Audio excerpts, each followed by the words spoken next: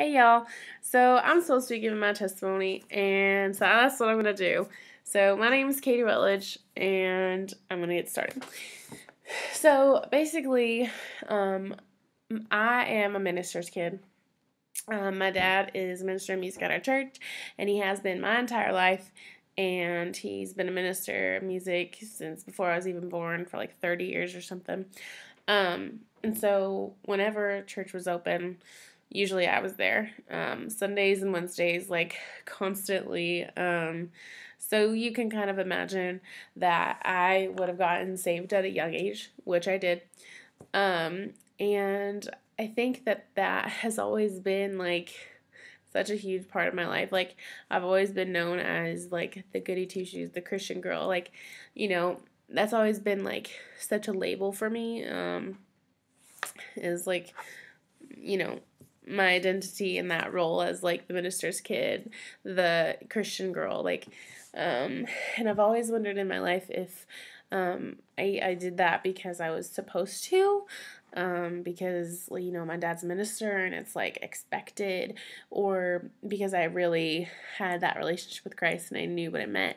And I felt like when I got saved, I did know what it meant, and I did believe in Jesus, and I did, believe that he was my savior. But I think that part of it did have to do with like me growing up like every day in the church, like constantly, which isn't necessarily a bad thing, but it definitely makes you wonder about your life and the relationship you have with Christ. So that does for me, definitely.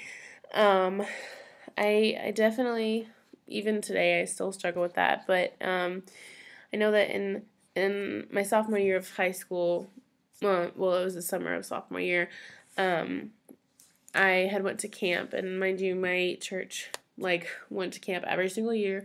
It was fabulous. I loved it. But we went to camp, and I just had an awesome counselor, and she just really poured into me and helped me to like reevaluate my life, and just made me realize that I wasn't really living my life to the fullest, to like, to the glory of God. And it wasn't like I was, doing anything bad, like going out, getting drunk, like doing drugs. I wasn't like doing any of that. But like I just wasn't living my life to figure out like the will of God, and just to please him and glorify him, like I should be.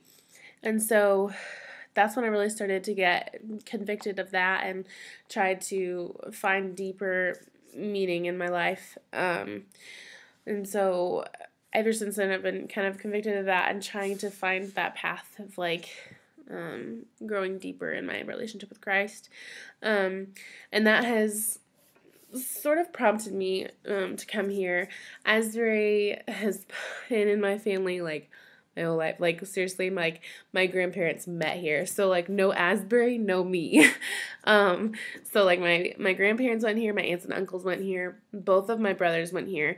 So it's kind of in the family, and I kind of, I love it here obviously, but so yeah, that is the reason that I came to Asbury, and I really just didn't like any other colleges. I only applied to one other college.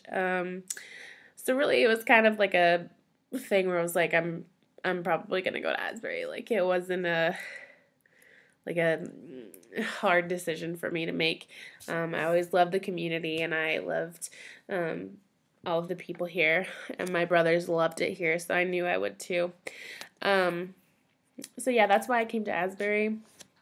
And I'm obviously like trying to find God's will here. For the longest time, I didn't think that I would want to be a teacher. I was like so set against it because everybody told me I should do it. I was like, no, I don't want to do it. And then I get here, and what am I doing? Like, I'm, training to become a teacher.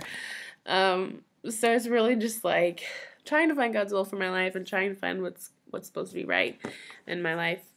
So that's just been my testimony and why I came to Asbury, and I'm super excited to see what I have in store for the next few years here at Asbury.